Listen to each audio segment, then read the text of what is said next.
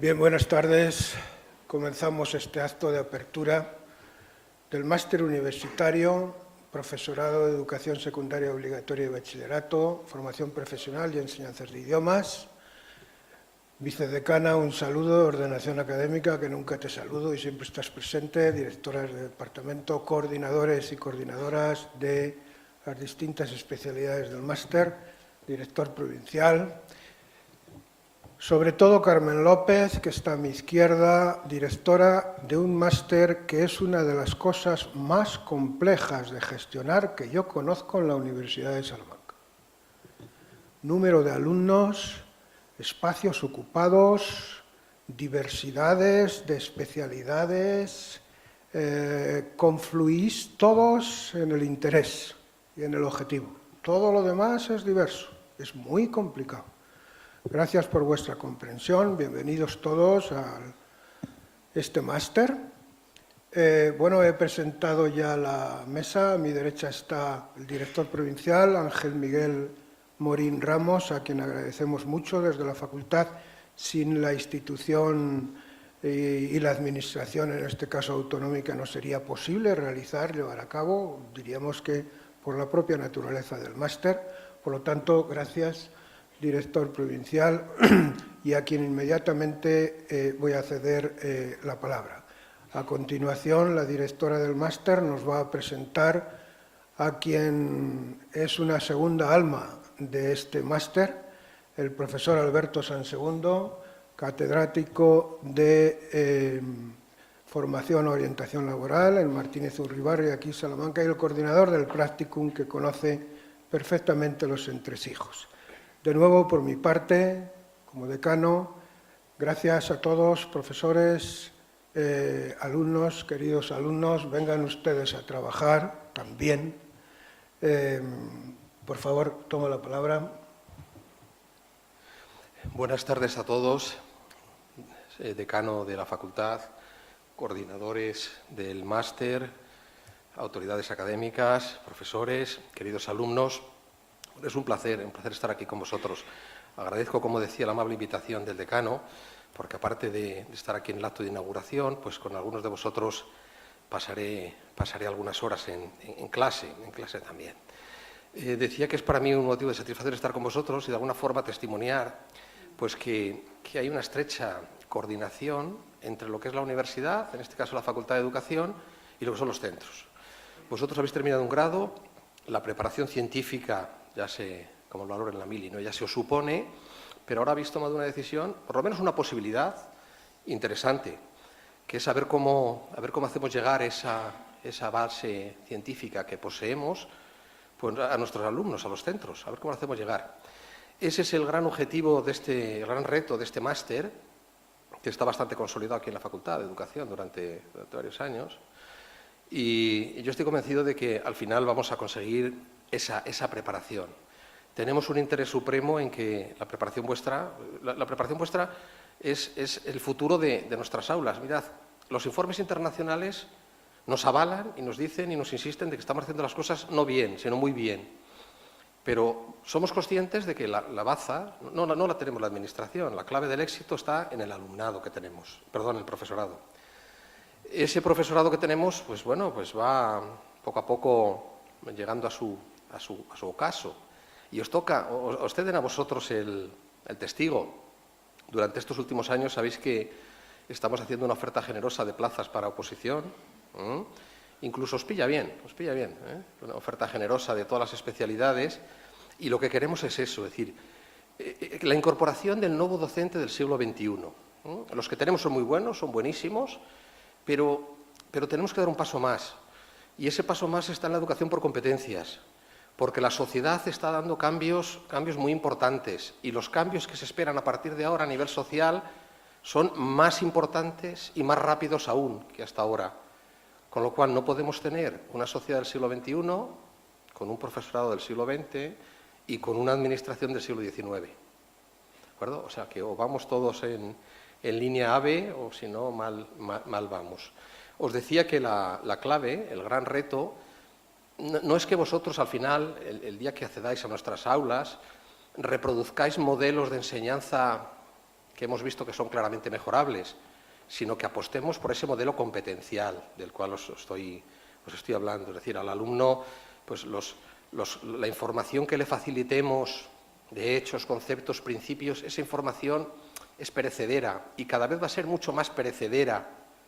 La caducidad de esos contenidos de base conceptual, eso no queda.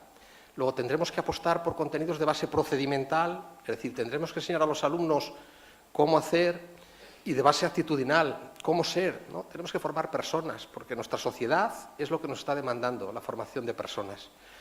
La estructura de este máster está muy equilibrada gracias a las personas que lo coordinan y que lo organizan, que, como decía el decano, no es una labor compleja, aprovecho para agradecérselo personalmente, y es una base en la cual, y a través de distintas etapas, vais a poder conocer los centros in situ y conocer estas nuevas metodologías y esta respuesta a la diversidad.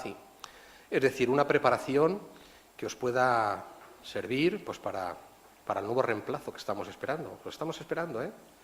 Y esperamos que lleguéis. No quiero alargarme en estas palabras de salud inicial, agradecer la invitación por parte del decano en representación de la Facultad de Educación, y a vosotros, desde luego, desearos que este máster responda a vuestras expectativas y que realmente os prepare para un buen ejercicio profesional. Muchas gracias.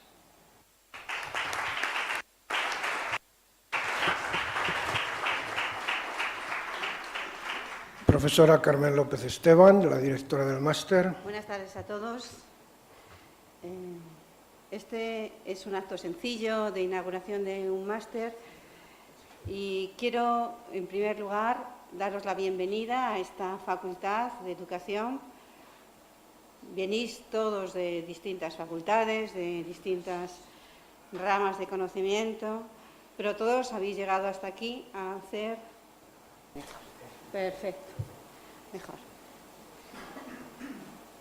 En busca de un futuro como profesores, esa búsqueda de ser profesor puede ser una motivación interna que os ha surgido justo ahora o de siempre, y espero que al final de este máster veáis que sí, este es vuestro futuro, el futuro del profesor. La formación inicial del profesorado es una tarea que hacemos aquí en la Facultad de Educación de la Universidad de Salamanca, pero un profesor no se puede quedar con esta única formación. Espero que sea el camino para una gran labor docente y que sigáis formando la formación a lo largo de la vida, la formación permanente del profesorado está bien regulada en la Junta y seréis capaz de ir formándoos como profesores, no solo con este máster, sino mucho más allá. Pero este es el primer paso, la formación inicial. Y para ello os doy la bienvenida a este máster. Quiero hacer una presentación muy cortita, con unas líneas muy concretas. Quiero, en primer lugar, enseñaros la página web del máster.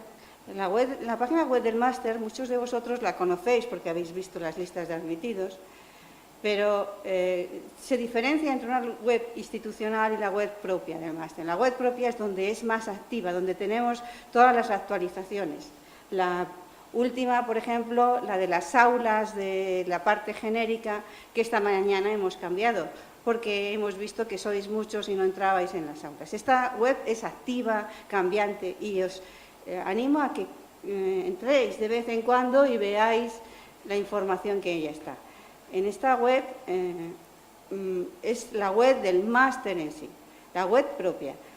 La web propia de un máster que es un título oficial de la Universidad de Salamanca, que viene impartiéndose desde el 2009-2010 y que ha pasado ya por una renovación de la acreditación, y además estamos ahora mismo en un proceso de renovación de la acreditación.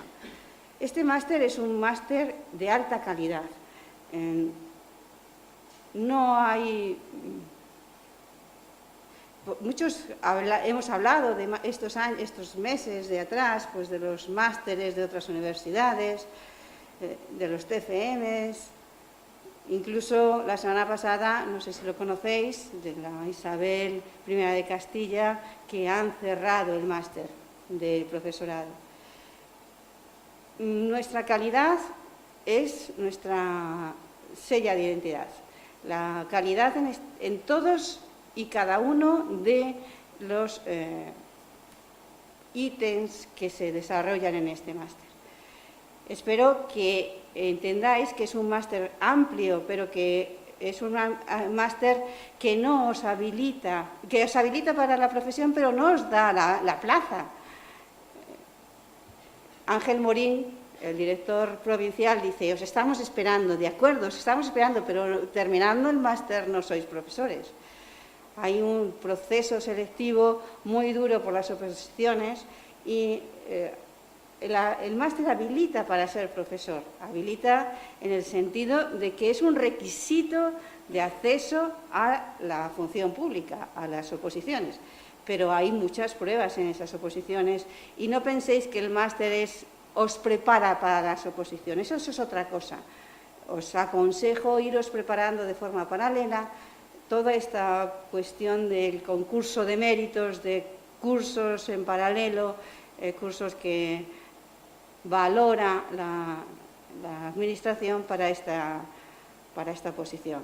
Os aconsejo ver el decreto de oposiciones del año pasado e ir formándoos en esa prueba. La formación didáctica que os puede dar el máster a lo largo de este año la valorará la oposición en esta segunda prueba, pero la primera prueba es de formación científica, es decir, de los grados que habéis estudiado y licenciaturas. Por lo tanto, tendréis que hacer matemáticas fuertes, unos exámenes difíciles de la primera prueba, si vais a la especialidad de matemáticas, o si hacéis cualquier otra especialidad, pues tendréis que hacer las pruebas correspondientes de conocimientos de grado. Eso es en la primera prueba. La segunda prueba es la de la formación didáctica. Como os decía, es un máster complejo, muy complejo.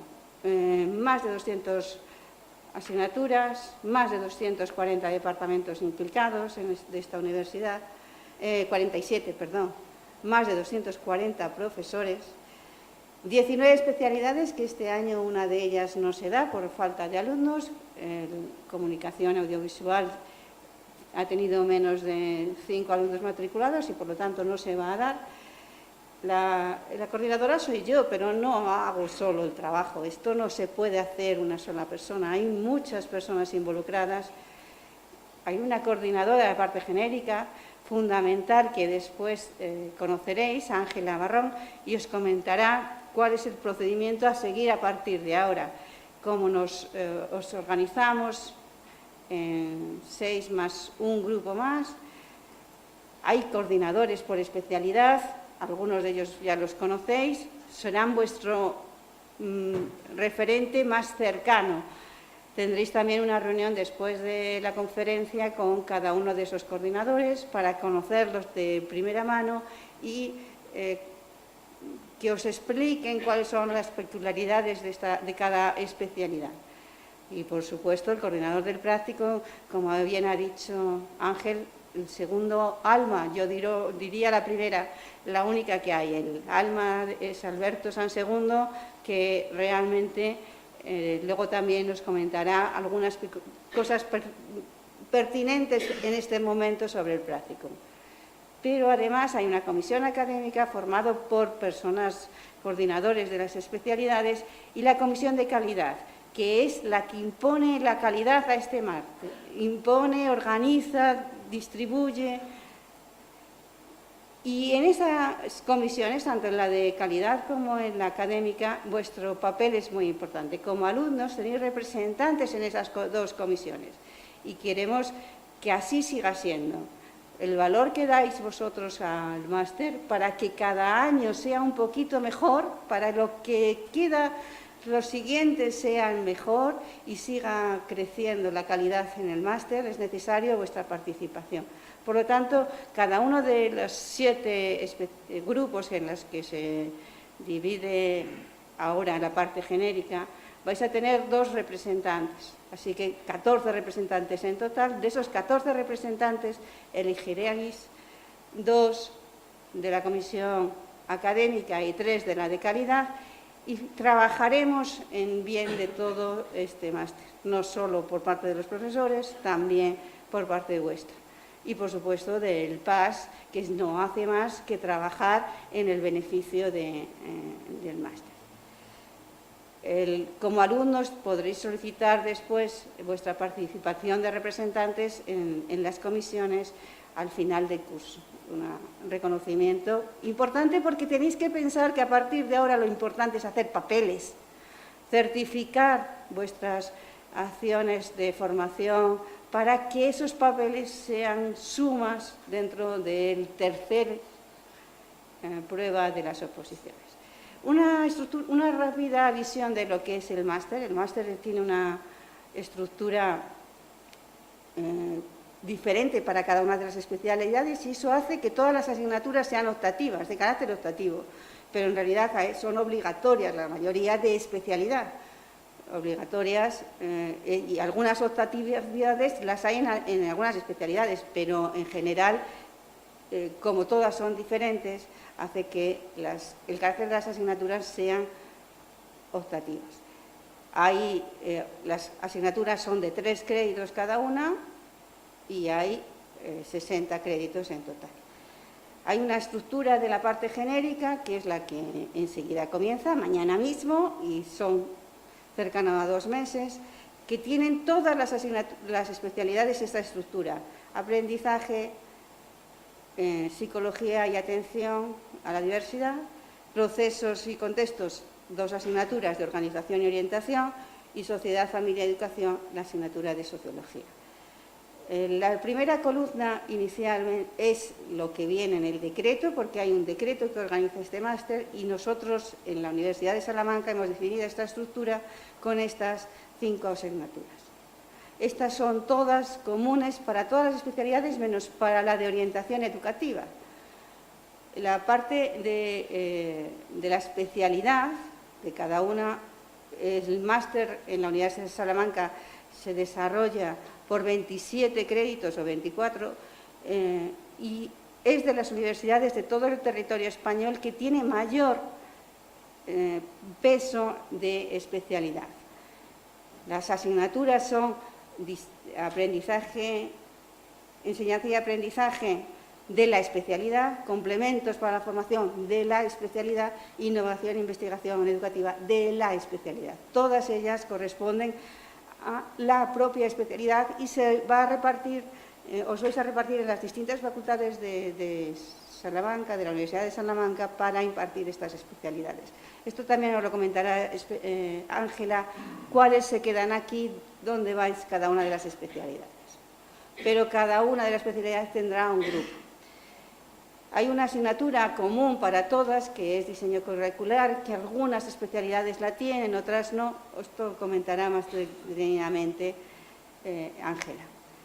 La cuestión de la especialidad de orientación educativa, en este máster se incluye dentro del máster como una especialidad, y tiene un itinerario diferente para psicología y pedagogos, que tienen sus propias competencias, pero también se imparte en la especialidad aquí en la Facultad de Educación. Una cosa muy importante es deciros que el calendario académico se actualiza en la página web. Entonces, cualquier actualización estará aquí publicada, y os comento que ahora mismo para cada una de las especialidades también está el calendario y la guía académica. Las aulas en las que se van a dar también estarán. Esto se lo detallará también Ángela con más detenimiento. Pero lo último, lo más importante, es esa participación en los centros. Gracias a un único convenio en el que tenemos de prácticas, un único convenio. Nosotros no tenemos 250 convenios, no vais a buscar vuestras prácticas. El único convenio que tenemos firmado con la Junta nos garantiza que podemos haceros ver la realidad en el aula mediante 2 asignaturas pequeñas, porque al final siempre nos ponéis en vuestros informes, al final pues son pequeñas, son las que son, 6 más 6 créditos, podemos decir que son como 6 semanas en los centros, 6, 7 semanas en los centros de inmersión, el primer contacto con los centros en los que espero que podáis ver todas las metodologías innovadoras que se están haciendo y que vosotros también propongáis algunas de las que podáis haber aprendido antes. Este prácticum está basado en este convenio que tenemos en la Junta, es un convenio que dura un año, que se renueva tácitamente cada año y que la Consejería de Educación es el firmante junto con el rector de la Universidad de Salamanca. De esta parte del practicum, Alberto Sansegundo, después de su conferencia, también nos centrará y hablaremos más sobre él. Nuestra estructura interna nos ha permitido hacer un espacio en Studium para entregar los trabajos de TFMs y prácticas de forma que sea como la secretaría virtual. Esta secretaría virtual, todos ya tenéis acceso a este espacio en Studium para cada una de las especialidades. Ahora mismo está definida 3 tareas, un envío de preferencia de prácticas, del que hablaré a Alberto, también una entrega de certificados de carencia de delitos sexuales, un requisito que desde la ley del menor es fundamental para todas las personas que trabajan con niños, al que tenéis que encontrar y buscar. Es fácil, os damos aquí unas indicaciones cómo solicitar este certificado de carencias de delitos sexuales. Y, por último, también un tema y tutor antes de Navidad. Tanto el certificado de carencias de delitos sexuales como la inscripción del tema y tutor de TFM tiene que ser antes de Navidad. Hemos puesto el plazo del 15 de diciembre. El envío preferente de prácticas hasta el 11 de octubre, es decir, una semana, eso tiene que ser rápido. Esta presentación del certificado de delitos sexuales es muy importante porque si no lo tenemos subido a Studium no os podemos asignar centro de prácticas. Es un requisito, ya os digo, por la ley del menor, que tenemos 2 vías posibles de solicitarlo, o bien presencialmente en la Gerencia Territorial de Justicia o a través de la sede electrónica por el Ministerio de Justicia. Esto tenemos que hacerlo, lo tenéis que hacer de forma individualizada cada uno de vosotros. Para terminar, solo deciros que esta es la primera sesión y que mañana ya empezamos a trabajar, y para poder trabajar, algunos de vosotros no sois de la Universidad de Salamanca y tenéis pues que conocer cuáles son los mecanismos internos, pues tanto de carné universitario, cuáles son los accesos a las bibliotecas, cómo se accede. Aquí venimos a estudiar, a investigar. La biblioteca es nuestro pilar que queremos mucho.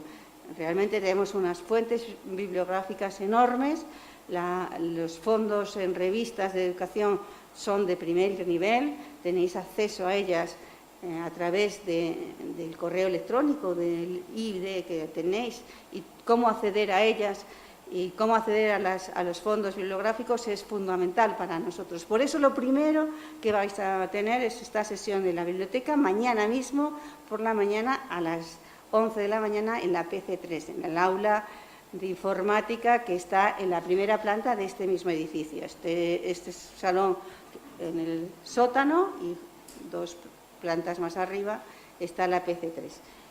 Empezáis con Isabel Matallana, encargada de la biblioteca, que os explicará todas las cuestiones de la biblioteca, y enseguida con Marce, el técnico de las aulas de informática, que os hablará de toda la que es el carné universitario, cómo acceder a todas las cuestiones a través del carné universitario, y incluso dar de alta como usuario para todas las fuentes. Así que simplemente presentaros ahora a Alberto, que es una persona muy especial dentro de este máster. Lleva con nosotros desde el comienzo, antes que yo, y lleva en la cuestión de las prácticas. Realmente la organización del practicum es muy, muy delicado y él lo está haciendo siempre brillantemente. Tiene una paciencia infinita, pero además de tener una paciencia infinita, que también se cansa, pero como todos, él es catedrático de instituto, él es una persona muy preocupada por la educación desde muy joven. Seguida podía haber sido un gran investigador en la universidad, pero su apuesta fue la educación secundaria. Y desde la educación secundaria ha hecho grandes avances. Una de las líneas de trabajo que a él más le gusta es el cine y la educación, que tendremos la oportunidad de escucharle y a lo largo del máster ya veréis el valor que tiene. Pero bueno, todo lo va a decir él, así que os dejo con la conferencia de Alberto porque será un lujo poderle volver a escuchar. Gracias, Alberto.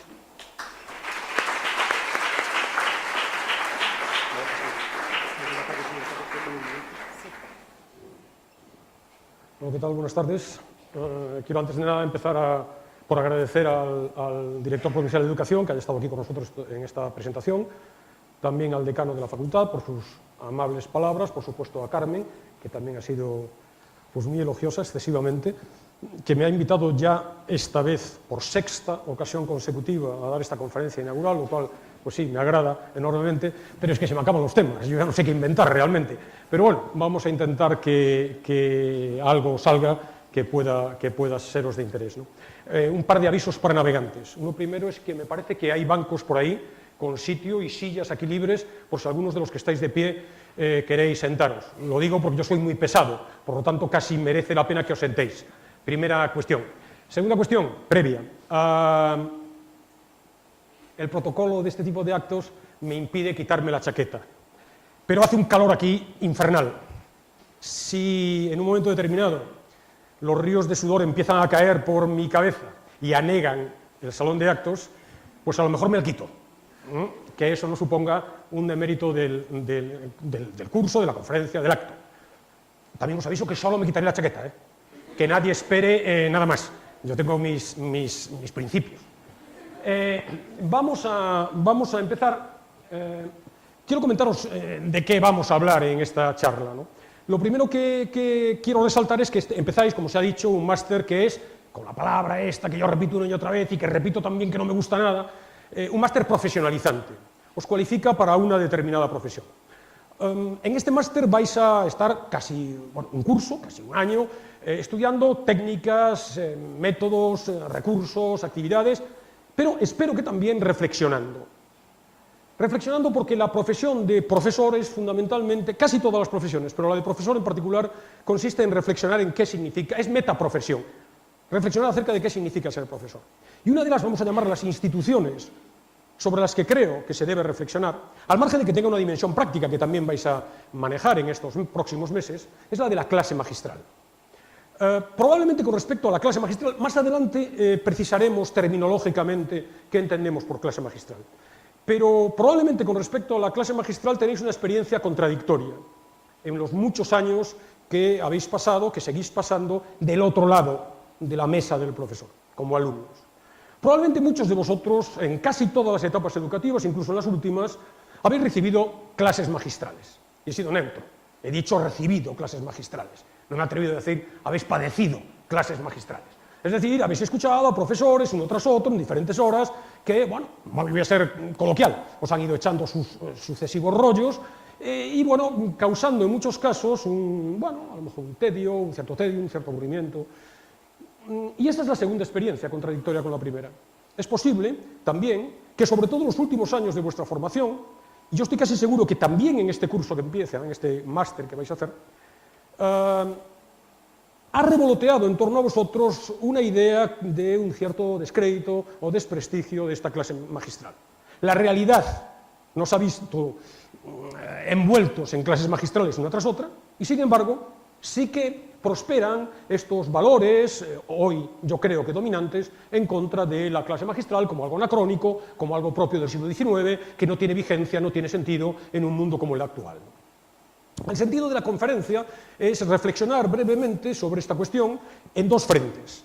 Quiero comentaros primero un frente, digamos, más teórico, más declarativo, más, incluso podríamos llamar filosófico, si los compañeros de filosofía que están aquí me permitieran utilizar el verbo, en donde vamos a analizar si de verdad esto es así, si de verdad hay razones para este descrédito de la clase magistral, o si por el contrario, incluso en un mundo tecnológico, en un mundo del siglo XXI como el que vivimos, bueno, todavía tiene vigencia este planteamiento de un señor, una señora, que habla a un público y explica aquello que sabe. Y os hago un spoiler, os anticipo que yo voy a defender que sí tiene vigencia. Y precisamente porque es así, la segunda parte de la conferencia será una parte, digamos, más práctica, más propositiva, en donde voy a daros modestamente algunos consejitos para, bueno, intentar una clase magistral que podamos llamarla eficaz. Y luego está Serezade, pero bueno, Serezade aparecerá cuando quiera, en el momento en el que le parezca oportuno comparecer, aparecerá aquí e intervendrá cuando tenga que intervenir. Vivimos en un mundo tecnológico, eso lo sabemos, lo quiero abreviar esta introducción teórica. Un mundo tecnológico quiere decir, simplificando, que nuestra relación con la realidad se hace a través de pantallas, se hace a través de dispositivos electrónicos, móviles, televisores, tabletas, eso es lo que nos rodea. Compramos a través de medios electrónicos, nos informamos a través de medios electrónicos, consumimos a través de medios electrónicos, viajamos, o por lo menos conseguimos los viajes a través de medios electrónicos, nos formamos a través de medios electrónicos, las pantallas, los dispositivos, las redes sociales, el móvil están presentes, omnipresentes en nuestra vida. Ligamos a través de medios electrónicos. Y la verdad no sé por qué utilizo la primera persona, pero bueno, en cualquier caso, nos relacionamos con la realidad a través de dispositivos. Y eso es lo que hay, y probablemente lo que va a seguir habiendo de una manera todavía más acentuada. Pero este mundo tecnológico en el que no quiero indagar, lo doy por sabido, no solamente tiene esta dimensión material, nos movemos con pantallas, tiene una dimensión que podríamos llamar espiritual, diríamos, o intelectual. Es decir, la tecnología está cambiando nuestro modo de pensar, nuestro modo de sentir, nuestro modo de, hasta diríamos, de amar, de vivir, de, insisto, relacionarnos con la realidad. Vivimos en un mundo rapidísimo, fugaz, en donde todo es fragmentario, nada dura, un mundo volátil, un mundo en cambio permanente, un mundo acelerado, un mundo en el que no hay paciencia, en donde todo es presente, todo tiene que ser ya. Es un mundo de estímulos permanentes. En cuanto algo no nos estimula, cambiamos, nos aburrimos. Si nos conectamos a Internet y tecleamos porque estamos haciendo una búsqueda, lo que sea, y tarda 3 segundos Google en llevarnos a donde queremos, decimos, qué lento va hoy Internet. Y eso está cambiando nuestra mentalidad. Falta de concentración, falta de atención, la atención se dispersa. Somos cada vez más dispersos. Ya veréis las repercusiones educativas, que por otro lado son obvias, de todos estos fenómenos. Cuando hablo de mundo tecnológico, hablo de lo material, pantallas, dispositivos electrónicos, pero, por llamarlo así, de lo espiritual. Cambio en los valores. Nada dura, todo es presente, todo es inmediato. Queremos la satisfacción ya. Queremos que aparezca en el videojuego otro marcianito en cuanto empezamos a aburrirnos. Y eso se traduce en nuestra vida cotidiana. Si ese es el mundo en el que estamos, como os podéis imaginar, la educación no se puede sustraer a ese mundo. La educación, la escuela, la institución escolar, se ve condicionada también por esa tecnología en esa doble dimensión. Por un lado, cada vez más, en los centros aparecen, bueno, pantallas, ordenadores, y proliferan cada profesor. Los profesores utilizan Google, por supuesto, utilizan Internet. Un profesor de geografía entra a ver digamos, los planos de las ciudades a través de Google Maps. Se utilizan, prosperan por todas partes, aplicaciones educativas para móviles. Tenéis los profesores de matemáticas, SmartKick, que es lo utiliza todo el mundo. Tenemos la panacea en los centros de enseñanza, que es Kahoot. Parece que si no utilizamos Kahoot no somos nadie en el mundo educativo. Se utiliza, como os digo, la Wikipedia, incluso nuestros alumnos lo utilizan para hacer trabajos. todo tipo de pizarras electrónicas. Desde el punto de vista material, las TIC están entrando. Es verdad que esto es gradual, no es tan rápido dentro del sistema educativo, porque las inercias del sistema educativo, del funcionariado, son muy grandes, no es tan rápido dentro del sistema educativo como fuera, la omnipresencia de los dispositivos electrónicos no es tan evidente, pero depende de los ritmos también, de la voluntad de los profesores, de las reticencias corporativas o institucionales, de, como os digo, unas instituciones más bien rígidas, más bien burocratizadas, más bien conservadoras, pero están entrando. Pero también está la otra dimensión. La otra dimensión es el cambio en la metodología. Cada vez más, es verdad que muchos de estos cambios se daban antes de la irrupción masiva de la tecnología, pero estos cambios hoy se oyen por doquier. No tanto se hacen por doquier, no tanto se llevan a la práctica por doquier, pero sí se oyen por doquier. Son los valores admitidos hoy día.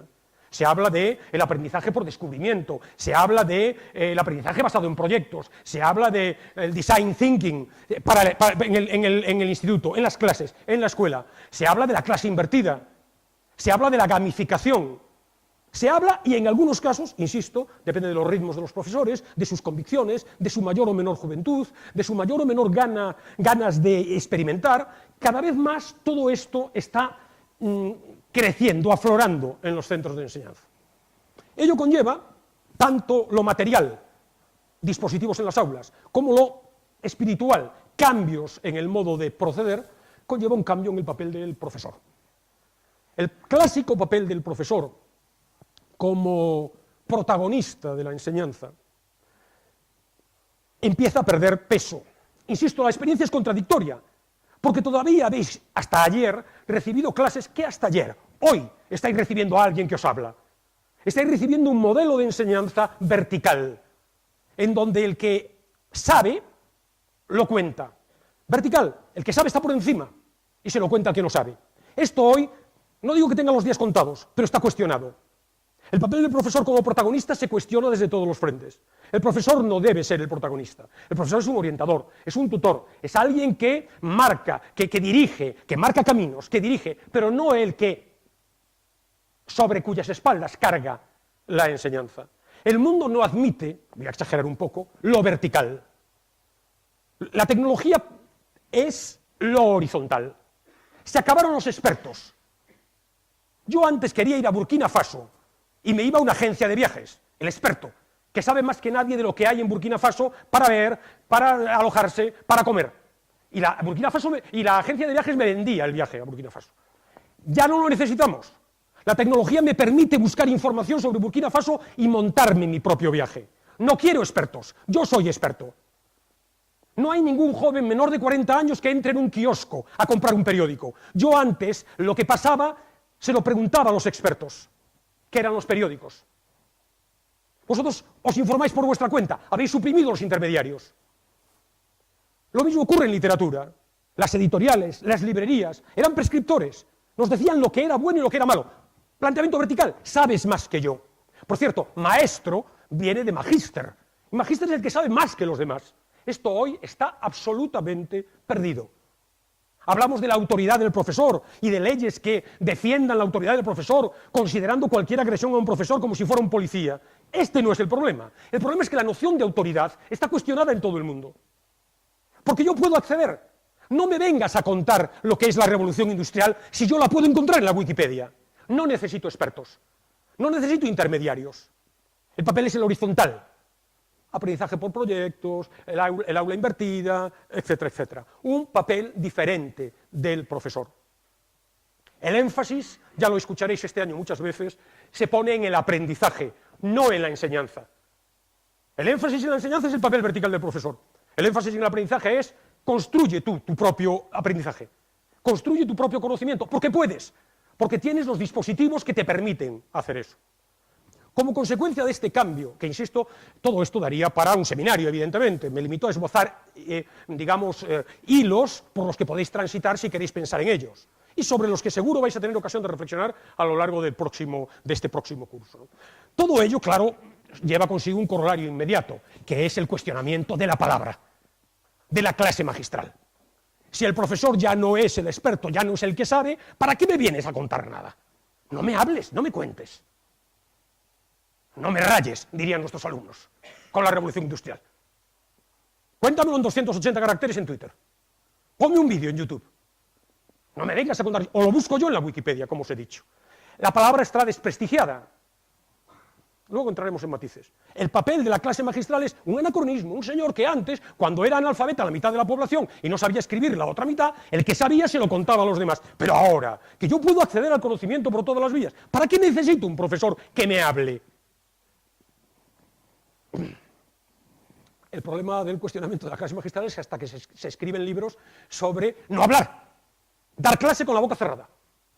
Un libro genial, por cierto, os lo recomiendo. Don Finkel, está dirigido a universitarios, pero es extrapolable al ámbito de secundaria. Técnicas educativas que pasan por no hablar. Pero es muy relevante, muy significativo. Dar clase con la boca cerrada, el paradigma. Cállate, ya, de una vez. Es el mensaje. Y sin embargo, yo no sé si las cosas son así, del todo. Fijaos, empieza a haber, ya lleva años habiendo, pero ahora de una manera más intensa, empieza a haber dudas acerca de si dispositivos, tecnología, innovación permanente. Una manifestación clara, paradigmática, el ejemplo perfecto de esta duda lo tenéis en la reciente prohibición en Francia del uso de móviles en las aulas. Es muy interesante, porque pone de manifiesto el gran conflicto. Por cierto, el gran conflicto, aludí al empezar que a lo largo de este año no vais a hacer otra cosa, vais a hacer muchas cosas, pero una de las fundamentales es pensar. Pensar acerca de la experiencia educativa. ¿Qué enseño? ¿Qué se tiene que enseñar? ¿Cómo se enseña? ¿Por qué enseñamos? ¿Para qué? Bueno, una de las grandes preguntas, a mi juicio, o uno de los grandes dilemas que se plantean en este momento en la educación es ¿qué debe ser la escuela? ¿Qué debe ser la institución escolar? ¿Una proyección de la realidad? ¿Una continuidad de la realidad? ¿Nos debe mostrar lo que hay? ¿O por el contrario la escuela debe ser una isla especial, ideal, que defienda no lo que hay, sino lo que debe haber? De nuevo los filósofos, el ser y el deber ser. Como el mundo es moderno, es tecnológico, ¿la escuela debe ser tecnológica? ¿Nos plegamos a la realidad? Como el mundo es, bueno, ya os diré cómo es el mundo. O por el contrario, la escuela debe ser un reducto fuera del, casi diríamos, fuera del tiempo, en donde se defendiera, se enseñara, se aprendiera otro tipo de cosas que no son de, con este término tan periodístico, rabiosa actualidad. ¿Debe ser la escuela una institución innovadora o conservadora? ¿Innovadora porque está al cabo de la calle? ¿O conservadora porque, de nuevo en latín, la traditio? La tradición. Hay algo valioso que debe pasar de generación a generación y merece la pena ser conservado. Esa es una de las grandes preguntas de la enseñanza, sobre todo para los políticos, para quienes la diseñan. Pero también nosotros en nuestro día a día. Y ahí está el móvil. Como nuestros alumnos se relacionan con la realidad a través de dispositivos electrónicos, que el aula no establezca una frontera absurda entre realidad y escuela. Móvil para todos. Pero a la vez, el móvil plantea problemas, falta de atención, falta de concentración, bajo nivel de resistencia a la frustración, porque en cuanto me canso inmediatamente quiero nuevos estímulos. Y sobre todo, no es lo que proporciona el móvil, sino lo que quita. Y la lectura sosegada, y la profundidad, y el análisis, y el rigor, y el detenimiento, y la complejidad. ¿Debe ser esa isla? ¿Eso merece la pena preservarse? Ah, es que nos ponen cláusulas suelo los bancos y no entendemos la letra pequeña. ¿Educación financiera en los institutos? ¿A costa de la filosofía? Porque la filosofía no sirve para nada, no es de este mundo. Bueno, literalmente no es de este mundo, pero bueno, cerremos el paréntesis. Programación, ya se habla en todos los frentes que los alumnos deben aprender desde primaria programación informática. Y el latín y el griego no sirven para nada. No tiene nada que ver con la realidad, lo eliminamos. ¿Y la calculadora? ¿Qué pasa con la calculadora? La calculadora no es una nueva tecnología. No les enseñamos a sumar, restar, multiplicar y dividir porque el instituto debe ajustarse al mundo y yo no necesito la calculadora. Por cierto, no sabéis dividir, no me quiero meter con vosotros, pero no sabéis dividir. 183.427,16 entre 0, 0, 29. ¿Sabéis hacerlo a mano? Yo creo que no. ¿Debe la escuela responsabilizarse de conservar ciertos valores? Y no digo nada de la escritura. Word te corrige la ortografía. ¿No la enseñamos? Y ahí entra el móvil, y ahí entra la clase magistral. ¿Hay algo en hablar y escuchar, hay algo en explicar que merece ser preservado? Por mucho que el mundo esté rodeado y nuestro acceso a la realidad sea rodeado de pantallas, y nuestro acceso a la realidad sea a través de pantallas, yo creo que sí. Yo creo que merece la pena mantener la clase magistral. Entre otras razones, y aquí hay una paradoja, porque el mundo, y hablo del mundo y espero que me entendáis, nos bombardea con tecnologías, innovación, máquinas, dispositivos, móvil, aplicaciones para móviles, incluso en el ámbito educativo. Pero a la vez, el mundo manda otro mensaje distinto. Sigue siendo bueno contar historias. Seguimos necesitando que nos cuenten historias. Me diréis, pero una clase magistral no es que nos cuenten historias, o a lo mejor sí. Luego precisaremos. ¿De qué hablo cuando hablo de contarnos historias? Vivimos el apogeo del storytelling. Todo el mundo habla de esto. Publicidad. En el mundo de la publicidad, ¿quién vende un coche diciendo que tiene no sé cuántas válvulas y acelera? Nos cuentan una historia. Sacas la mano por la ventanilla y dices, ¿te gusta conducir? ¿Quién vende una cerveza diciendo que esa... Nadie vende una cerveza de manera convencional. Nos cuentan historias, mediterráneamente. Estamos hablando de una experiencia de vida. Sigue siendo importante que nos cuenten historias. Fijaos, con ambigüedades, porque es verdad que las historias que nos cuentan son un poco superficiales. No son tampoco ese mundo que yo, a priori, parece que añoro del rigor, de la profundidad, de la tranquilidad, del análisis, etc. De lo no superficial. La pantalla es superficial, el libro es profundo. ¿Merece la pena conservar esa profundidad? Fijaos, esta ambigüedad está en un artículo, no lo podéis leer obviamente, pero sí el título, que me parece genial, muy descriptivo de nuestro mundo. No lo explique, cuéntelo. Esto es genial, porque esto pone de manifiesto todo lo que hay detrás de una clase magistral. No lo explique, es decir, no me raye, no me cuente una historia argumentada, racionalizada, profunda, que obligue a cansarme y a atender, etc. Cuéntemelo, cuénteme una historia. Sedúzcame. ¿Es esto una clase magistral? Fijaos, a principio de verano, Vargas Llosa presentó en El País, publicó un artículo sobre los cuenteros de Zacapa, reivindicando esta función que todos tenemos y que yo aquí también reivindico. El ser humano tiene de que nos cuenten, de contarlas y de que nos las cuenten. Él se remite en las cavernas, allí en el fuego, con los mamuts amenazando fuera, y esa necesidad de escapar de la realidad y del miedo a la muerte y de la hostilidad del mundo a través de las historias. Zacapa es un pueblo de Guatemala en donde hay una especie de asociación de cuenteros que se transmite la tradición oral de unos a otros, etc. Esta necesidad de contar historias sigue preservada, se sigue defendiendo en nuestro mundo pese a la tecnología. ¿Nos dice algo desde el punto de vista de nuestras clases? Fijaos, en todos los ámbitos. La política, por ejemplo. Nos reímos de los políticos que no saben hablar. El alcalde que elige a los vecinos del vecino, cuyo alcalde es el vecino, por no poner más ejemplos. Cuestionamos a los políticos, todos, sin excepción, que suben al estrado con su papelito y se ponen a leerlo. Nos fascinan, literalmente, otros que al margen de sus ideas, como Obama, nos enganchan, nos seducen en cuanto suben al estrado.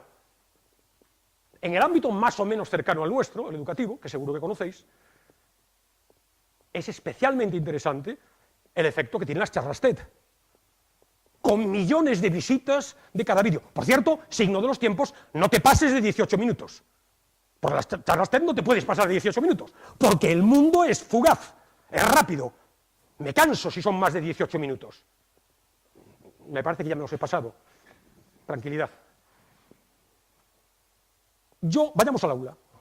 Yo defiendo, como os digo, el valor pedagógico de la palabra. Ahí veis a Keating, el profesor del Club de los Poetas Muertos, persuadiendo a sus alumnos. Yo creo en el valor de la palabra por muchas razones. La primera es, si queréis, instrumental. Un profesor habla, por definición. Etimológicamente, profesor es eso. El que explica, el que cuenta, el que echa afuera. Yo sigo creyendo que somos eso. Claro, con matices. Ya habrá una segunda parte de la conferencia. ¿Cómo hacer para enganchar, para no aburrir?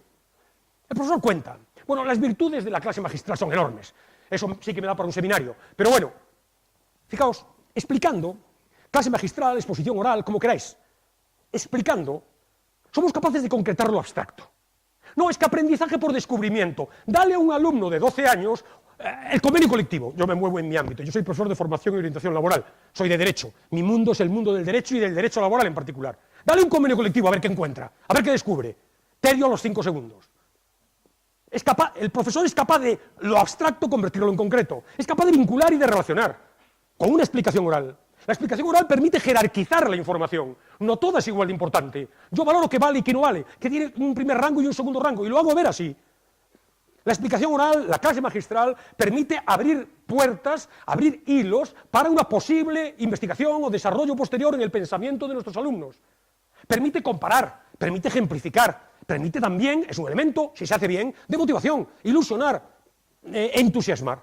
No puedo detenerme en todas las virtudes de la clase magistral, que a mi juicio son muchas, lo cual, obviamente, no excluye otras técnicas, otros recursos educativos. La prueba de que es fundamental es que cuando terminéis aquí os queráis presentar a las oposiciones, como os acaba de decir Carmen. El tercer ejercicio consiste en presentar un proyecto educativo, una programación didáctica, que hay que defender en media hora y acto seguido exponer en otra media hora una unidad didáctica extraída de esa programación. Y luego 15 minutos de debate. Tenéis que sostener, hablando, vuestro proyecto educativo ante un tribunal. Tenéis que persuadir. Por cierto, y en algunas comunidades autónomas, entre ellas Castilla y León, sin dispositivos electrónicos, por prescripción facultativa, por prescripción de la norma. En algunas sin dispositivos electrónicos en ningún caso, en otras, como Castilla y León, se permite utilizar dispositivos electrónicos exclusivamente a la hora de presentar tus actividades en clase. Una parte muy menor de esa hora y cuarto de exposición, debate, etc. Luego parece que debe ser importante todavía. Sí, el mundo manda el mensaje, adiós a las palabras, adiós a la clase magistral. No me rayes, vuelvo a insistir. Quiero, explícamelo con un vídeo. Hazme un MOOC. Yo soy muy crítico en muchas de estas cosas, aunque participo en ellas. Hazme un MOOC. No te me pases de 8 minutos, ¿eh? Ya veréis, os podéis imaginar cómo sufro yo con un MOOC. Pero a la vez, en la oposición hay que defender una clase. Hay que defender una programación. Durante hora y cuarto hablando. Pero no solo eso, familiarizaros con la orden EDU 362-2015 y con la siguiente, la 363-2015. Son órdenes de la Consejería de Educación de Castilla y León que regulan respectivamente la ESO, esta, y el bachillerato, la otra. Y ahí se habla de las competencias clave, y una de ellas es la competencia lingüística. Y en ese cuadro que no veis, cuando se matiza en esta orden qué se entiende por competencia lingüística, se aclara, oiga, su alumno va a tener que ser capaz, entre otros muchas otras vertientes de la competencia lingüística, va a tener que ser capaz de encarar, de sistematizar su pensamiento, de estructurarlo y de contarlo. ¿Y quién le va a enseñar si solo jugamos con los dispositivos, si nos cargamos la clase magistral? Se lo vais a enseñar vosotros. Pero no solo esto. Las propias normas educativas post-11 obligan en la ESO a que los profesores hagan al menos una prueba oral en la evaluación a sus alumnos. ¿Y qué vais a evaluar? ¿Qué majos esté hablando? ¿O por el contrario vais a enseñar cómo se hace una exposición oral eficaz? En el fondo, sigue siendo verdad, por mucha polémica que haya, la frase que escribió Félix de Azúa hace 20 años. Yo se la leí hace 20 años. De un profesor, acabamos por recordar que contaba bien historias. Pensad en vuestro pasado. ¿No hay en vuestro pasado un profesor, una profesora que os... Empiezo con el campo semántico de la luz, que es muy ilustrativo, que os encandilaba? Aquel que en aquella grisura de un instituto en donde una hora, otra hora, aburrido, tedioso, de repente iluminaba el aula, deslumbraba. Un profesor, una profesora que quizá fue el desencadenante de vuestra vocación por la historia, por la biología o por las matemáticas. ¿Por qué? Porque nos encandilaba durante una hora. ¿Es eso prescindible en aras del acercamiento a la realidad tecnológica? Fijaos, el paradigma de ese profesor, o uno de ellos, lo podéis ver en esa película que todos conocéis, probablemente, La lengua de las mariposas, basada en, ¿sabéis?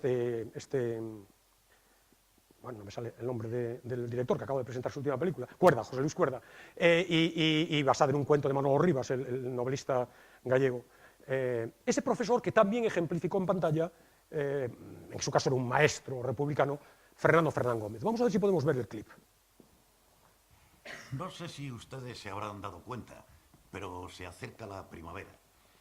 De modo que en cuanto el tiempo se asiente un poco, la clase de historia natural la daremos en el campo. Fijaos los ojos del niño. ¿A ustedes les gusta la naturaleza? Ya. No se han detenido a mirarla.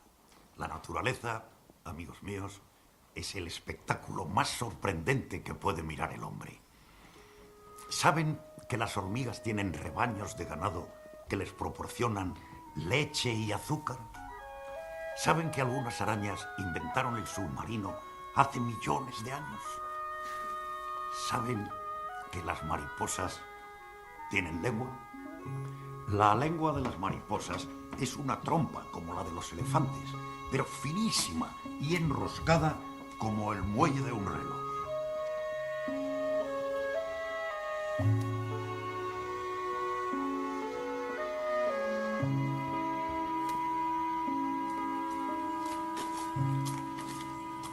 ¿Tú sabes dónde está Australia?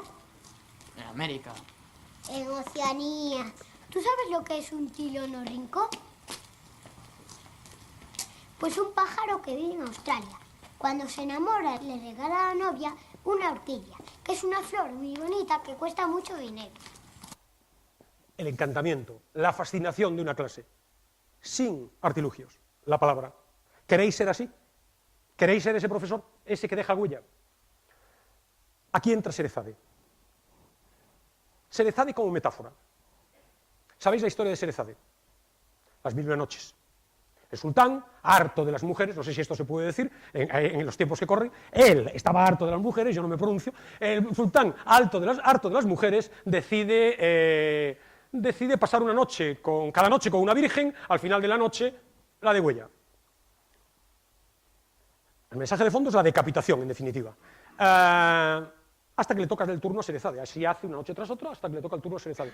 Sherezade no quiere ser degollada, y más lista que las demás, busca una fórmula para que no le corten la cabeza. Y la fórmula es encandilar. Le cuenta una historia al sultán. Una historia tan encantadora, tan fascinante, que al término de la noche el sultán pospone la pena de muerte, la ejecución. Quiere escuchar otra historia más. Y así otra noche, 1001 noches. Los profesores, metafóricamente, somos Sherezade. Nuestros alumnos, el sultán.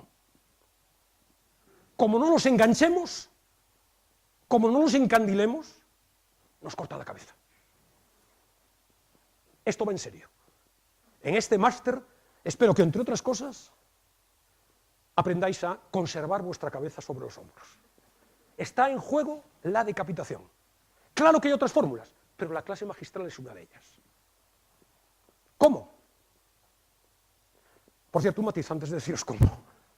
No creáis que la apelación al encantamiento de Sherezade es una apelación, de nuevo banal, trivial, simple, signo de los tiempos, al mero entretenimiento. No es así.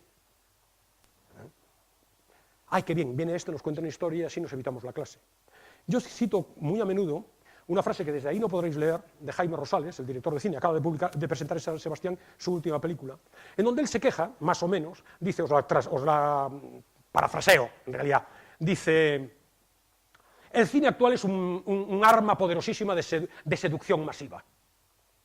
Los marcianitos, las carreras, los superhéroes, etc. Pero dice él, ese es su tipo de cine, debe ser también un arma de conocimiento. Si nos quedamos solo en la seducción, tenemos marcianitos intransitivos, no van a ningún lado y ahí se acaba. Entretenimiento banal. Si el cine es solo conocimiento, probablemente estamos ante una película iraní en donde dos personajes en silencio atraviesan durante 3 horas un desierto. Sí, mucho conocimiento, mucha reflexión del alma humana, pero no llega, no hay seducción. Lo interesante, que es lo que propugna, una mezcla de seducción y conocimiento, aplicado a vuestras clases. La clase magistral es un mix de seducción y conocimiento. Encandilo, pero para enseñar, no para entretener. Ese es el horizonte, un horizonte que tiene muchos siglos detrás. Ya Horacio hablaba de instruir deleitando. ¿Qué es instruir deleitando? Instruir, conocimiento, deleitando, seducción. ¿Cómo se da una clase magistral seductora? Segunda parte propositiva. ¿Cómo damos una clase magistral? Magistral. Por de pronto, una ligerísima precisión conceptual.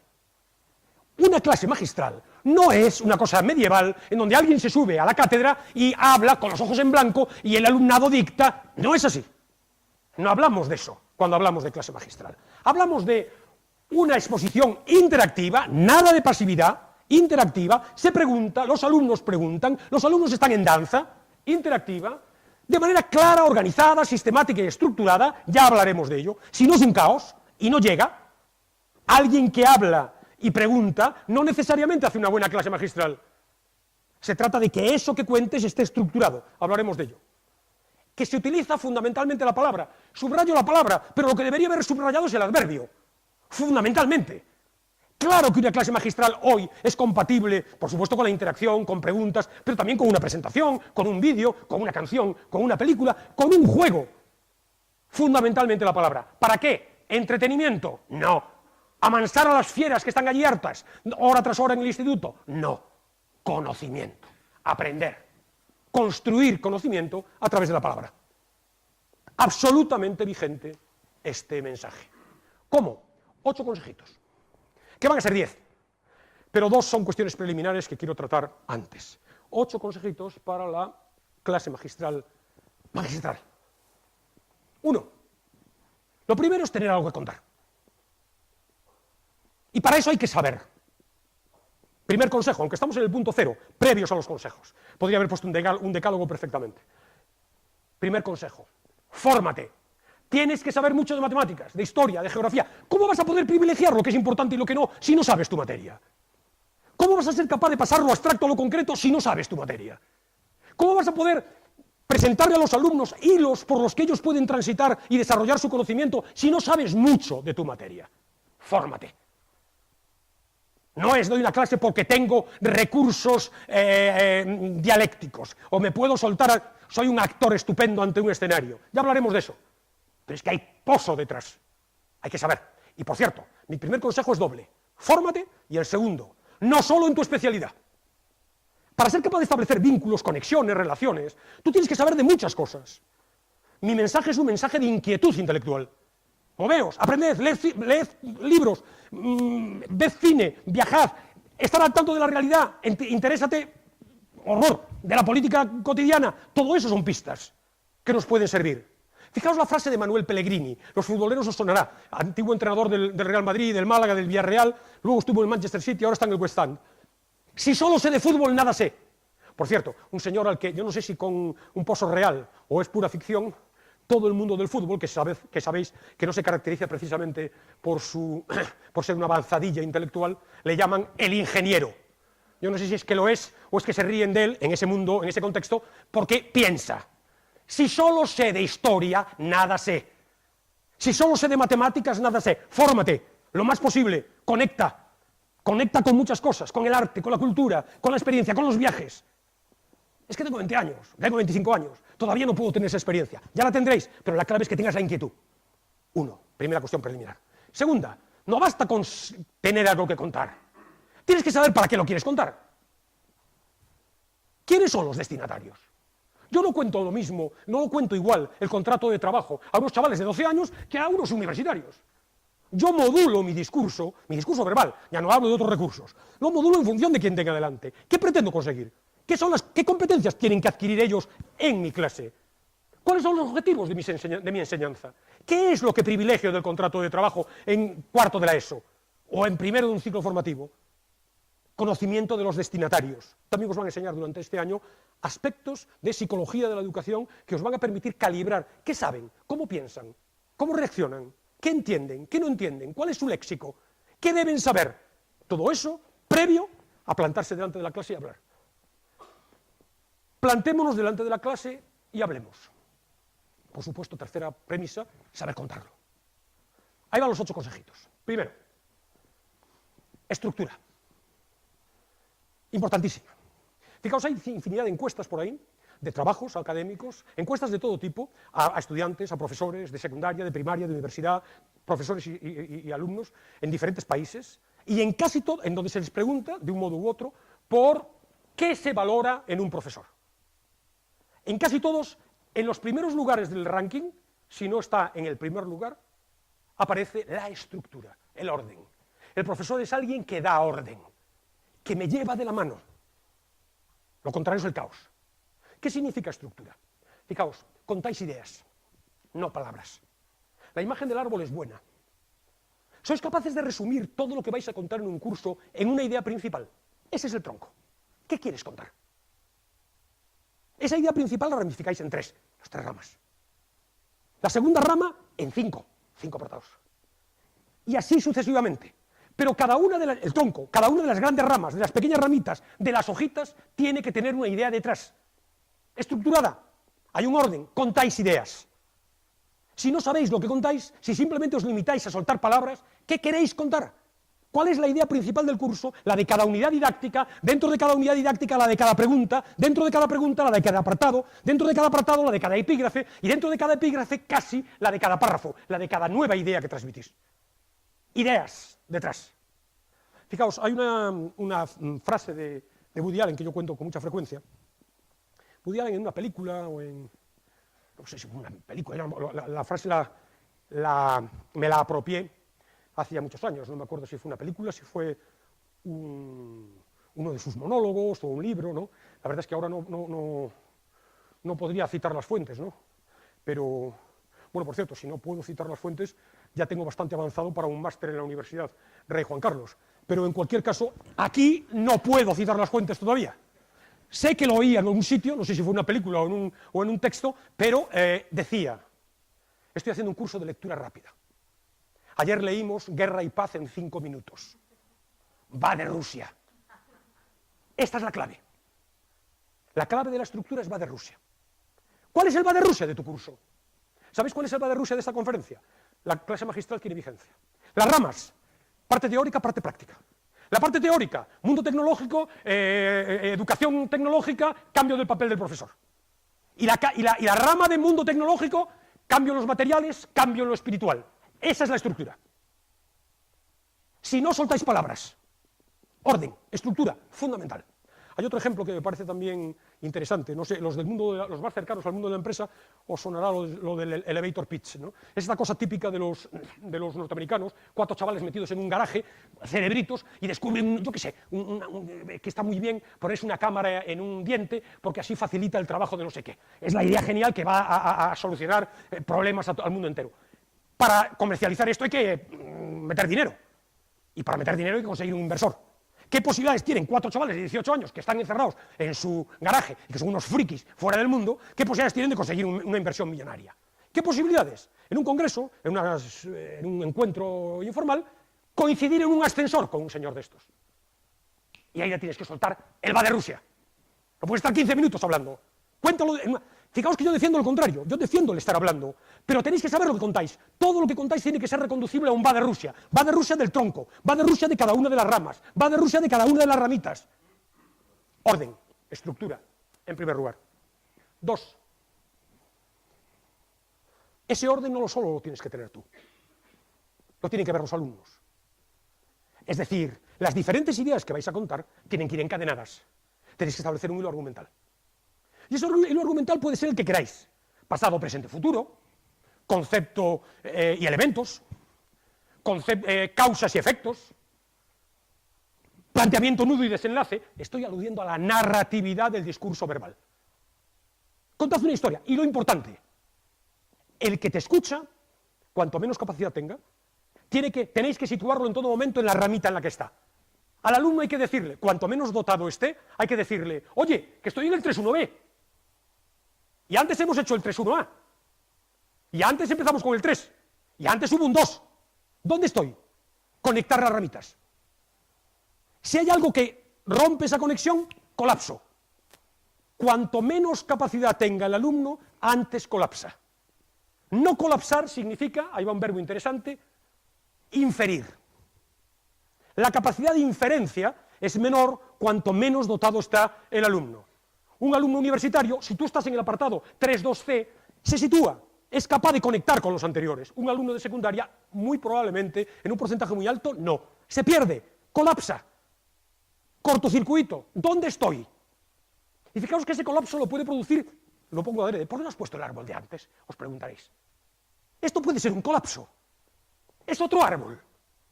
¿Me quiere contar otra historia? No es el mismo de antes. Pero en algún contexto en el que el alumno no haga...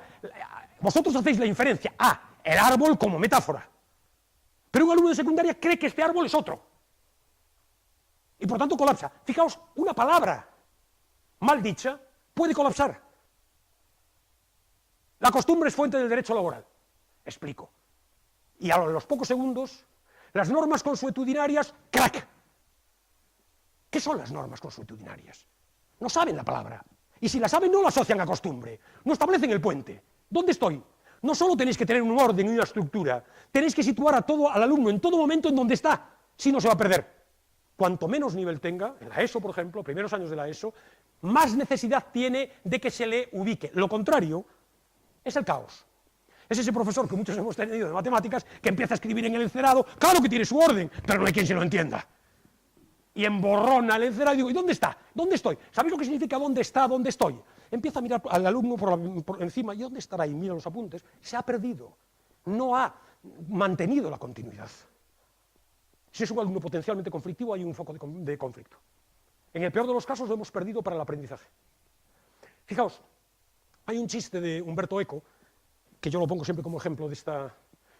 Ejemplifica muy bien esto que os quiero contar, ¿no? Por cierto, yo soy muy malo contando chistes. Tengo que aclararlo porque voy a contar uno y soy muy malo. Yo recuerdo hace muchos años, yo era muy joven, estaba a punto de entrar en una clase en el instituto y un compañero me contó un chiste, ¿no? Que me hizo mucha gracia. Yo estaba prácticamente a punto de entrar. El chiste es una tontería, ¿no? Es el señor que va a una pajarería y le pregunta ahí al dependiente, ¿es cara la cacatúa? Y el dependiente le dice, lo siento, pero no hablamos euskera. Entonces, a mí me hizo muchísima gracia, ¿no? En ese mismo momento estaba a punto de entrar en el aula, no paraba de reírme, pese a todo tuve que entrar, y me reía durante la clase, y los alumnos, os podéis imaginar, que se habrá fumado hoy, ¿no? Porque no paraba de reírme. El caso es que en cuanto salí del aula, estaba tan entusiasmado por aquella joya del humor, que al primer profesor que encontré se lo solté, solo que yo soy muy malo contando chistes. Yo dije, bueno, es que me acaban de contar un chiste genial, ¿no? Un señor que iba al Corte Inglés, bueno, no era el Corte Inglés, no, pues, era una tienda de estas que hay hámsters, y entonces el caso es que le preguntó al dependiente, el loro ese es muy caro, lo siento, pero no hablamos euskera. Y claro, el compañero ni se inmutó, yo digo, pero sí es genial, sí es graciosísimo. Claro, no lo sé contar, ¿no? Bueno, pues retomo. Hace unos 10 años, Umberto Eco presentó un libro sobre la traducción que se llama Decir casi lo mismo, en cuyo preámbulo contaba un chiste. El chiste es este. Un empresario observa perplejo que uno de sus trabajadores todos los días, con una puntualidad matemática, abandona el trabajo a las 10 de la mañana y vuelve también con puntualidad a las 12. Entonces, escamado, le llama al gerente y le dice, mire usted, esto le pasa a este señor, hágame usted el favor de averiguar qué está pasando con este trabajador, que es rarísimo, ¿no? Y efectivamente, el gerente lo investiga durante un par de semanas y al cabo de un par de semanas le cuenta al empresario. Pues sí, mire, sí, ya he averiguado, ¿no? Este señor efectivamente se va todos los días a las 10 de la mañana, se va a su casa, coge de la nevera una botella de champán, coge de su nevera una botella de champán, se acuesta con su mujer, se divierte un rato con ella y luego vuelve al cabo de las 2 horas al trabajo. Y el jefe le dice, bueno, sí, me parece muy bien, pero ¿por qué no hace eso en su tiempo libre como el resto? Y el gerente le dice al empresario, para que yo le pudiera a usted explicar esto, tendría que dejarme que le tratara de tú. No os ha hecho gracia. Colapso. Este es el colapso. Si yo ahora tengo que explicar en clase algo a partir de este chiste, vuestros cerebros están durmiendo. ¿Cuál sería el chiste? ¿Cuál es el problema? Estáis ahí atascados. Por cierto, el chiste es muy sencillo, ¿eh? Si usted me dejara que le trate de tú, este señor todos los días, a las 10 de la mañana, se va a tu casa, se coge tu champán, se acuesta con tu mujer y vuelve. Umberto Eco lo utiliza para hacer referencia a la traducción, pero a mí me interesa también desde el punto de vista de esto, una cosa que recuerdo también y que me interesa deciros.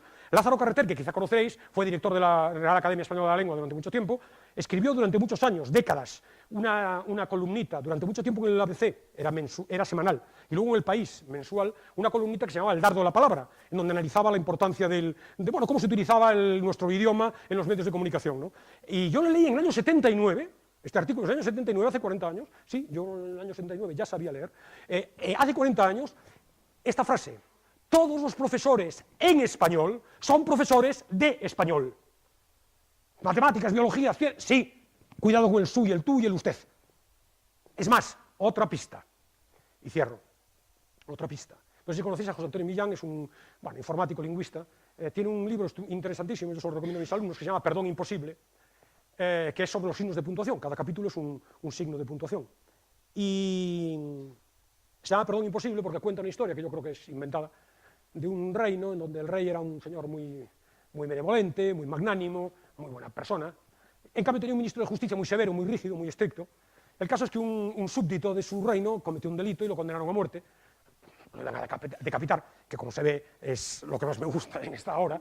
Lo iban a decapitar y entonces pidió el indulto. Bueno, de hecho lo condenaron, pero pidió el indulto, ¿no? Y el indulto pasó por el ministro de Justicia, que tuvo que firmar el decreto, y el ministro de Justicia, muy severo, muy estricto, dijo: de ninguna manera. Y firmó el decreto. Perdón imposible, coma, que se cumpla la condena. Sin embargo, ese decreto tenía que pasar por el rey, que tenía que sancionarlo y darle el visto bueno. Pero como el rey era muy magnánimo, como os digo, muy benevolente, le cambió la coma del sitio. Perdón, coma, imposible que se cumpla la condena. Hay un señor que ha salvado la cabeza por un punto de ortografía, por el uso correcto del castellano. En fin, ¿dónde estamos? Ah, sí, en el orden y en la estructura. Por cierto, llevo 10 minutos rompiendo, contradiciendo lo que quiero defender. Hilo argumental, conexión, colapso, y de repente os cuento un chiste de Humberto Eco que no os lo cuento, porque primero empiezo con la cacatúa. Y ahora luego voy al chiste de Humberto Eco y luego me derivo por donde Lázaro Carreter y Millán y Perdón Imposible. Un caos. ¿O no? Porque a lo mejor la cacatúa estaba prevista. Porque a lo mejor Humberto Eco estaba previsto. Porque a lo mejor Lázaro Carreter estaba previsto. Porque a lo mejor José Antonio Millán estaba previsto. Paréntesis. ¿Os estoy tomando el pelo? Un poco sí, pero no, es un paréntesis. Yo al paréntesis le llamo efecto Hitchcock. ¿Por qué? Aquí sí que puedo citar la fuente. Creo que en las conversaciones de Hitchcock con François Truffaut, que son muy conocidas, y a cualquier interesado en el cine tiene que habérselas leído, o debería leérselas, Truffaut le cuenta a Hitchcock, Hitchcock le cuenta a Truffaut una frase trivial, pero muy relevante para esto que os estoy contando. En cine, lo que nos suma resta. ¿Qué quiere decir esto? Os pongo un ejemplo que le va a gustar mucho a Rosana Martín Vegas, la coordinadora de lengua española y gran amante del cine. Dice Hitchcock: si en una escena de una película, en un plano de detalle, aparecen unas llaves, a Hitchcock le gustaban mucho las llaves en sus películas, esas llaves tienen que servir para algo.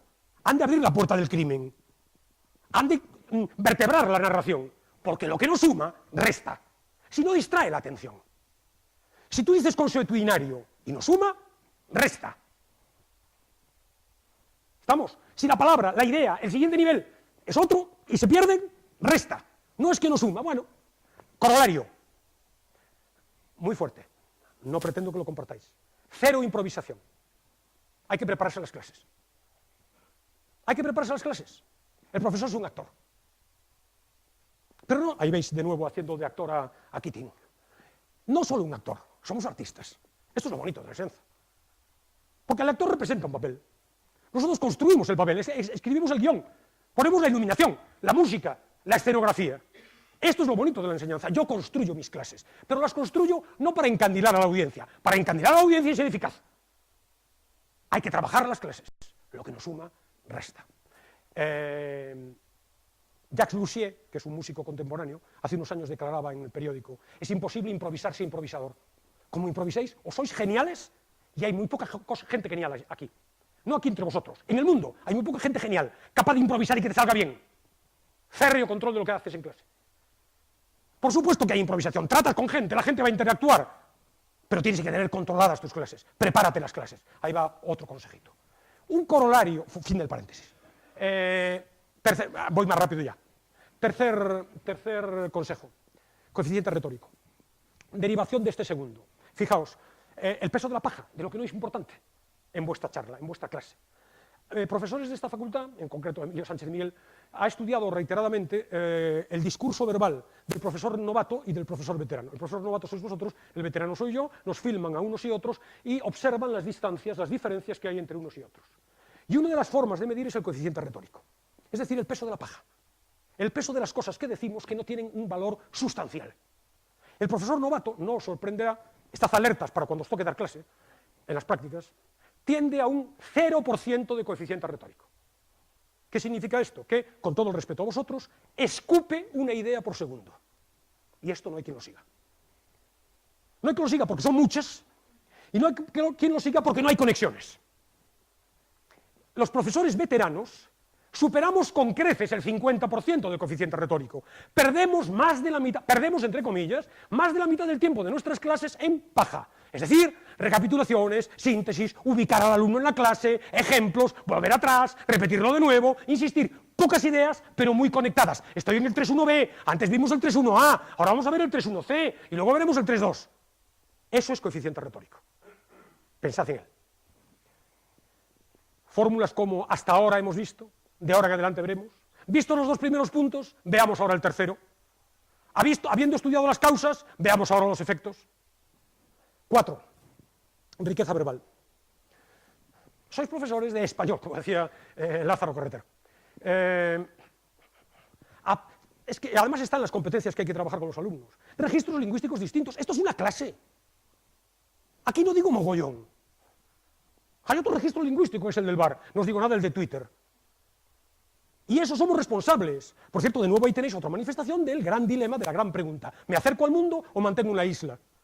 ¿Me acerco al mundo? Hablo como ellos. Mantengo una isla, establezco unos estándares interesantes hacia los que deben llegar los alumnos en nuestra lengua. La Fundeu, que es la Fundación del Español Urgente, que patrocina el Banco Bilbao Vizcaya, el BBVA exactamente, dice que de las, no recuerdo si son 70.000 o 80.000 palabras de nuestro diccionario, un joven medio maneja 300. Ahí tenéis un ejercicio muy elemental, un consejo muy práctico. Mete 2 palabras nuevas cada día en clase. Amplía el léxico. Por supuesto con conexiones. Porque si dices consuetudinaria y la dejas caer, se acabó. Tienes que ser capaz de que lo interioricen. Es muy fácil. ¿Os imagináis lo que sería que todos los profesores de España incorporaran 2 palabras nuevas cada día en clase? Aumentaría el léxico de nuestros alumnos. Riqueza verbal. 5. Control de lo paralingüístico. ¿Estáis hablando? Esto es un espectáculo, somos actores, hemos quedado. ¿Qué es lo paralingüístico? Muchas cosas. Primero, hay estudios por ahí, yo no me fío del 7%, pero hay estudios que hablan de que lo que contamos no llega al 10%. Soy la persona más animada de toda mi pandilla. No funciona. La voz, los gestos, son sustanciales. Si pones un tono monocorde, miras al vacío y empiezas ta ta ta ta ta ta ta ta ta ta ta, lo has perdido. Ya puedes estar contando lo más interesante, los has perdido. Inflexiones, pausas, énfasis con la voz, los gestos. No se trata de convertirnos en italianos gesticulantes, pero sí apertura. Yo me muevo mucho. Tengo anécdotas con respecto a esto que no os podréis creer. Yo hay veces que me muevo tanto que engancho con los dedos las gafas y aparecen en la cuarta fila mis gafas. Me ha pasado varias veces en mi vida. No, pero no se trata de establecer un parámetro, es que el profesor que no sea gesticulante no sirve. No, pensad en la importancia de la voz, los gestos, etc. Pensad dentro de esto paralingüístico la posición en el aula. Por cierto, en este descrédito de la posición clásica del profesor, el que da la clase magistral, la historia vertical que os contaba, hubo una época, ahora parece que eso ha pasado de moda, hubo una época en que se cuestionó la solvencia, la necesidad, la utilidad, la pertinencia de las tarimas. Las tarimas eran un elemento de dominación. Subrayaban el papel vertical del profesor como el que sabe, frente a un aula democrática en donde todos estamos aprendiendo conjuntamente. Yo doy mis clases de pie. Cuando me siento, porque a veces, como decía Carmen, me canso, cuando me siento, en ese mismo momento, la mitad de la clase empieza a hacer así, empieza a hacer así. ¿Por qué?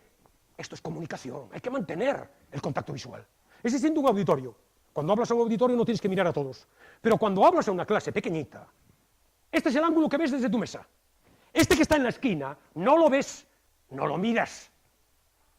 No se siente concernido, colapso. Esto no va conmigo, es la traducción. No me estás hablando a mí, no me interesa. No te intereso, luego no me interesas. Reparte la mirada, míralos a todos, muévete, si es que quieres moverte. Hay excelentes profesores que se sientan detrás de la mesa, que sepa comunicación sabe que la mesa es una barrera de comunicación. Pero aún así, excelentes profesores que no se mueven. Yo no planteo respuestas, os planteo preguntas. Piensa tu posición en el aula. Piensa los tiempos. 50 minutos, grado de atención de la gente. Sí, entran muy fuertes, pero inmediatamente empiezan a bajar. Empiezan a cansarse y luego repunta un poco, cuando ya están, lo habéis hecho todos, con las carpetas guardándolas porque nos vamos, ahí empieza a repuntar un poco. Repercusión inmediata, ya lo estudiaréis durante este año muy probablemente, pero por ahora pensadlo. Repercusión inmediata, gradúa la complejidad de lo que cuentas en función de su grado de atención. Cuenta lo abstracto y complejo al principio, o en los momentos pico, y deja para los momentos sima, deja un vídeo, un ejemplito, un jueguecito, algo que, fijaos que soy muy de diminutivo en estos términos, algo que, bueno, encaje en una menor atención en esos momentos. 5, control de lo paralingüístico. 6, estoy cerrando, vinculación con la realidad, con la suya. Los alumnos tienen que saber el tronco, el va de Rusia, las ramas, las ramitas, el 3.1a, el 3.1b. ¿A mí qué me importa? ¿Qué gano yo con esto? Estás hablando de la vida, por supuesto tú estás hablando de la vida. Te apasionan las matemáticas, la historia, es tu vida. Lo cuentes con toda la pasión del mundo, pero ellos tienen que ver que eso es importante para ellos.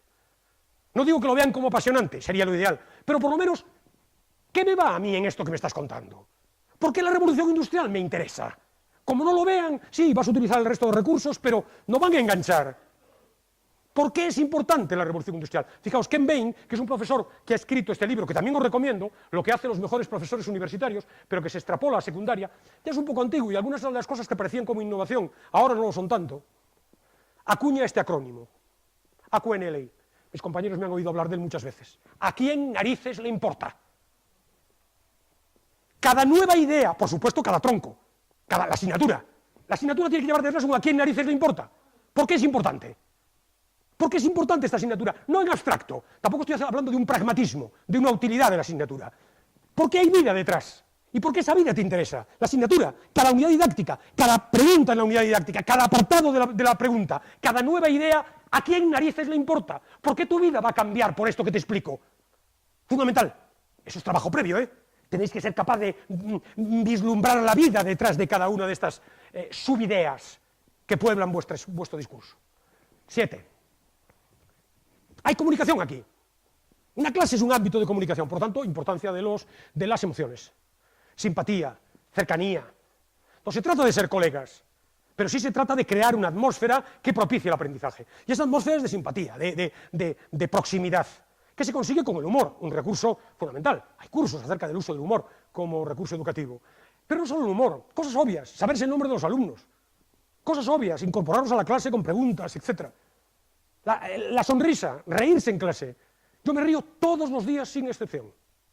No hay un solo día de mi vida profesional que no me haya reído en clase. A veces la propicio yo, a veces me hacen reír ellos.